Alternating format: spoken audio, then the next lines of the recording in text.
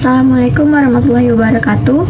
Nama saya Tarisa Marsyanda Pratiwi, NIM 2101020004. Di sini saya akan menjelaskan tentang metode penelitian dan kesimpulan sebagai tugas mata kuliah seminar akuntansi dengan dosen pengampu Ibu Dian Wulansari, SEMAK.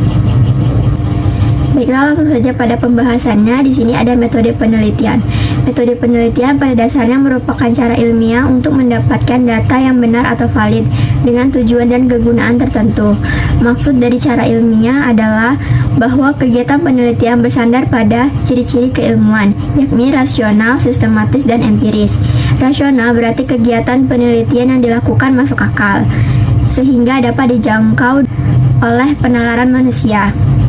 Empiris berarti cara atau langkah yang dilakukan dapat diamati oleh indera manusia, sehingga orang lain dapat mengamati dan mengetahui cara atau langkah yang digunakan. Kemudian sistematis, yaitu proses yang digunakan dalam penelitian, menggunakan langkah-langkah tertentu yang bersifat logis. Selanjutnya ada jenis penelitian. Yang pertama ada penelitian kuantitatif, yaitu pendekatan-pendekatan terhadap kajian empiris untuk mengumpulkan, menganalisa, dan menampilkan data dalam bentuk numerik atau angka daripada naratif. Riset kuantitatif mencoba melakukan pengukuran yang akurat terhadap sesuatu.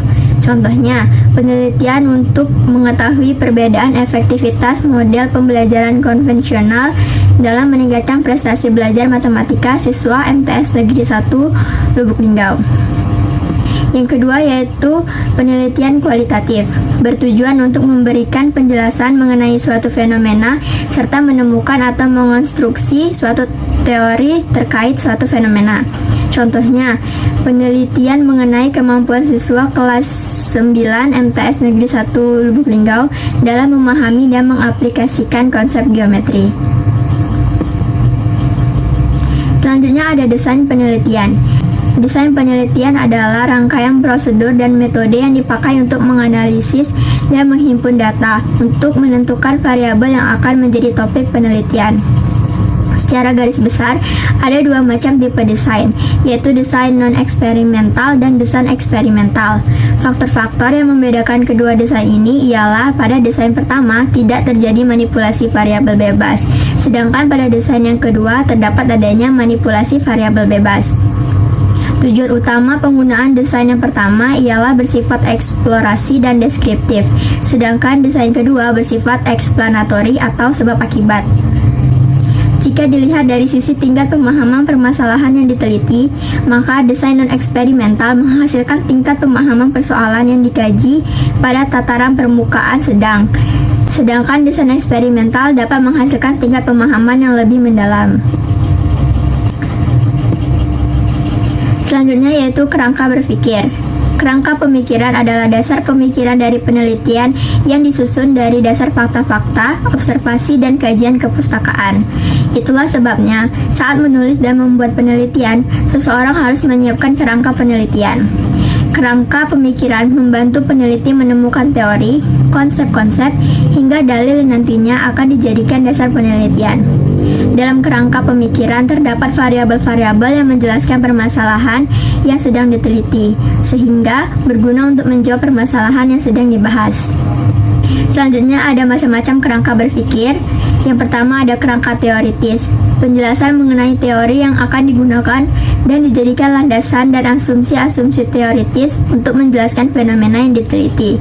Yang kedua ada kerangka konseptual, adalah rincian konsep-konsep apa saja yang terkandung dalam asumsi teoritis tersebut secara spesifik. Yang ketiga, kerangka operasional, menjelaskan variabel-variabel hasil turunan dari konsep-konsep terpilih dan apa hubungannya di antara variabel tersebut. Selanjutnya ada teknik pengumpulan data. Di sini ada 3 teknik pengumpulan data. Yang pertama itu observasi, yaitu mengadakan pengamatan langsung terhadap objek yang akan diteliti. Yang kedua yaitu wawancara, adalah teknik pengumpulan data yang dilakukan melalui tatap muka dan tanya jawab langsung antara peneliti dan narasumber. Seiring berkembangnya teknologi, metode wawancara dapat pula dilakukan melalui media-media tertentu, misalnya telepon, email, atau video call melalui Zoom atau Skype. Dan yang ketiga itu angket atau kuesioner. Kuesioner merupakan metode pengumpulan data yang dilakukan dengan cara memberi seperangkat pertanyaan atau pernyataan tertulis kepada responden untuk dijawab. Selanjutnya ada teknik analisis data. Teknik analisis data adalah suatu proses untuk mengolah data dan informasi ke dalam proses penelitian. Nantinya, data tersebut akan dijadikan sebagai hasil penelitian atau informasi baru. Proses analisis data perlu dilakukan agar tahu kevalidan data yang didapat, sehingga nantinya akan memudahkan dalam proses-proses selanjutnya. Teknik analisis data terbagi menjadi dua jenis. Yang pertama, teknik analisis data kuantitatif. Data kuantitatif didapatkan dari kuesioner, angket, dan survei. Karena data yang didapat dalam bentuk angka, maka teknik analisisnya juga menggunakan model matematika dan statistik. Yang kedua yaitu teknik analisis data kualitatif. Data kualitatif didapatkan dari wawancara dan observasi, sehingga data yang didapat lebih bersifat deskriptif dari suatu fenomena. Yang terakhir yaitu ada kesimpulan dan pemberian saran. Kesimpulan penelitian adalah pernyataan singkat tentang hasil analisis deskripsi dan pembahasan tentang hasil pengetesan hipotesis yang telah dilakukan pada bab sebelumnya. Kesimpulan berisi jawaban atas pertanyaan yang diajukan pada bagian rumusan masalah. Saran berisi pendapat yang dikemukakan sebagai alat pertimbangan dan harapan yang dapat memberikan perubahan yang baik dan bersifat positif. Saran juga dapat disimpulkan sebagai pendapat seseorang dalam menghadapi suatu persoalan penelitian yang diperbincangkan. Tidak ada standar baku dan pedoman khusus dalam membuat saran, tetapi pembuatan kalimatnya tidak boleh melebihi dari jumlah kata yang ada di bagian kesimpulan. Saran dibuat lebih spesifik berdasarkan penelitian yang akan dilakukan selanjutnya. Ini dikarenakan saran dapat membantu dalam memajukan studi kasus penelitian yang akan datang. Baiklah, mungkin itu saja yang dapat saya sampaikan. Lebih dan kurangnya saya mohon maaf. Saya akhiri, wassalamualaikum warahmatullahi wabarakatuh.